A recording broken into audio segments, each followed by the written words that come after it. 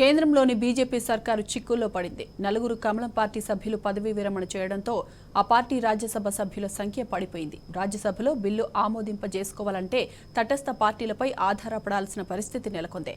Modi సారథ్యంలోని BJP మునిగిపోయే Titanic లాంటిదని ఆ పార్టీ నేత సుబ్రహ్మణ్య స్వామి విమర్శించారు.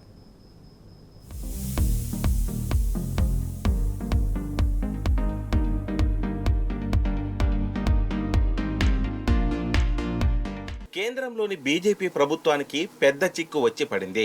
రాజ్యసభలో అధికార పార్టీ బలం 86కు పడిపోయింది. పెద్దల సభలో శనివారంతో నలుగురు నామినేటెడ్ ఎంపీల పదవీకాలం ముగిసింది.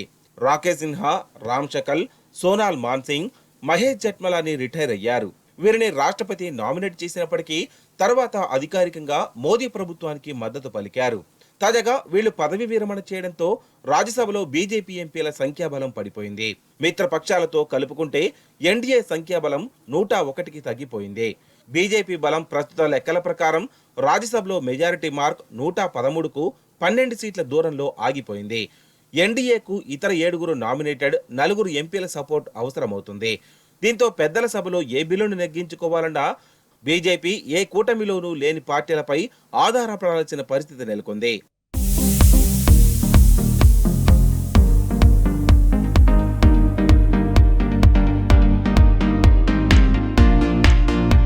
కాంగ్రెస్ నేతృత్వంలోని ఇండియా కూటమికి రాజ్యసభలో 87 మంది ఎంపీలు ఉన్నారు. వీరిలో కాంగ్రెస్ కు 26 మంది, తృణమూల్ కాంగ్రెస్ కు 13, ఆప్, డిఎంకే పార్టీలకు 10 మంది చొప్పున ఎంపీల బలం ఉంది. ప్రస్తుత ఎన్డీఏ ఇండియా కూటమిలో లేని బీఆర్ఎస్ కు 4, వైసీపీకి 11, బిజు జనతాదళ్కు 9 మంది రాజ్యసభ సభ్యులు ఉన్నారు. దీంతో కేంద్రంలోని బీజేపీ ప్రభుత్వం రాజ్యసభలో బిల్లులను ఆమోదింపజేసుకోవాలంటే అన్నాడీఎంకే, వైసీపీ లాంటి ఎన్డీఏ ఇండియా కూటమియేతర పార్టీలతో పాటు నామినేటెడ్ ఎంపీలు, స్వతంత్ర ఎంపీలపై ఆధారపడాల్సి ఉంటుంది. ప్రస్తుతం ఖాళీ అయిన 4 నామినేటెడ్ సీట్లను భర్తీ చేయడంతో పాటు ఈ ఏడాది 11 ఖాళీ సీట్లకు జరగాల్సిన ఎన్నికలు పూర్తయ్యే వరకు బీజేపీకి ఈ పరిస్థితి తప్పదు. ఇప్పటికైతే రాజ్యసభలో బిల్లును పాస్ చేసుకునేందుకు బీజేపీకి ఎన్డీఏలోని ఇతర పార్టీల 15 ఓట్లతో పాటు మరో 12 మంది ఎంపీల ఓట్లు అవసరమవుతాయి.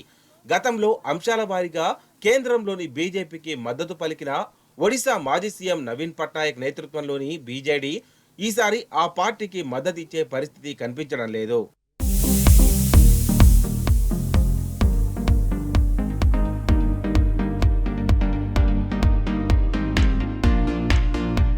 మొత్తం 245 సీట్లున్న రాజ్యసభలో ప్రస్తుతం 20 ఖాళీలున్నాయి. వీటిల్లో 11 సీట్లకు ఈ ఏడాదిలో ఎన్నికలు జరిగే అవకాశం ఉంది. మహారాష్ట్ర, అస్సాం, బీహార్లలో 2 చొప్పున, హర్యానా, రాజస్థాన్, మధ్యప్రదేశ్, తెలంగాణ, త్రిపురలో 1 స్థానం చొప్పున ఉన్నాయి.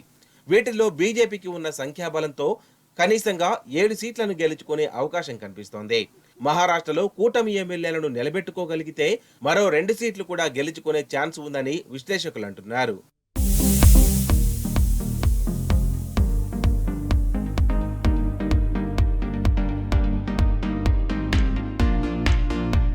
బీజేపీ నేత సుబ్రహ్మణ్య స్వామి ప్రధానమంత్రి నరేంద్ర మోదీపై తీవ్రంగా విరుచుకుపడ్డారు. బీజేపీలో ఉన్నవాళ్లు పార్టీ టైటానిక్ నౌక మాదిరిగా మునిగిపోవాలని కోరుకుంటే అందుకు సారథ్యం వహించడానికి మోదీ అత్యుత్తముడని ఎద్దేవా చేశారు. బీజేపీ శాశ్వతంగా మునిగిపోయేలా బీటలు వారుతుందని ఉప ఎన్నికల ఫలితాలు తెలియజేస్తున్నాయని ఎక్స్లో ట్వీట్ చేశారు. 13 శాసనసభ స్థానాలకు జరిగిన ఉప ఎన్నికల ఫలితాలు శనివారం విడుదల కాగా అందులో 10 స్థానాలను ఇండియా కూటమి గెలుచుకుంది.